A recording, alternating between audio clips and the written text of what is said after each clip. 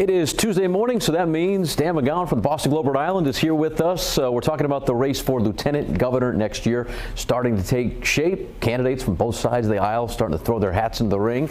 They want to challenge Sabina Matos, the incumbent. A new name has popped up. Yeah. But it's not really a new name. It's a familiar name to some people, John Laughlin. Yeah, former state representative, ran for Congress and came pretty close. In fact, he was the closest opponent that David Cicilline ever had when David was in Congress. Lost by 6 points that first time around, that first when Patrick Kennedy resigned or retired, so back in 2010. So John Laughlin is something of a household name, though it's been a very long time since he's been on the ballot. So what did the late Bob Healy used to say about this position in government?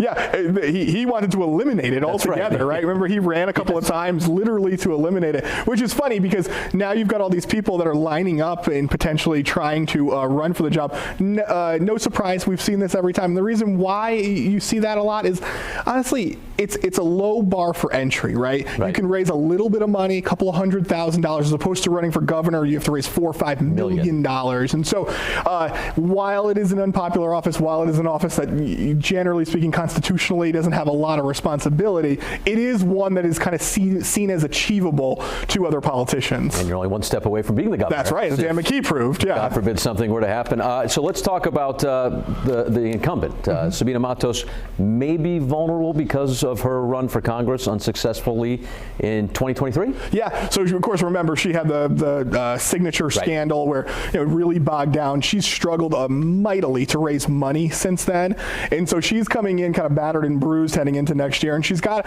a couple of people who are already running against her. Sue Anderbois, the Providence City Councilwoman, she announced last week. Cindy Coyne, former state senator, and then another person to watch down in Newport is Zycom Savoravong. He's the former mayor, he's a current councilman. He's already raised more than $100,000 to run for this office. So if you're keeping an eye on John Laughlin, why do you think he could be a worthy candidate? We know that he just quit his radio job, so he's all in. Yeah, he is all in, and look, because he's a guy who has done this before, I make him potentially the most interesting non-gubernatorial Republican candidate we've seen in a very long time. You've certainly seen at the governor's level, obviously Alan Fung, Ashley Kalus. These were real people, raised real money, ran real races.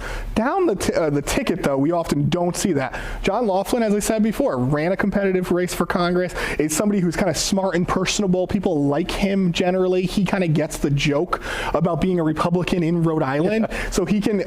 So I think he'll run a serious, credible race. Can he win? He's still a Republican in a state that's very blue. So it's going to be very difficult, but I think he's competitive. All right, 10, 11 months away. We're talking politics. Always. All right, Dan McGowan from the Boston Globe. See you again next week. All right, thanks.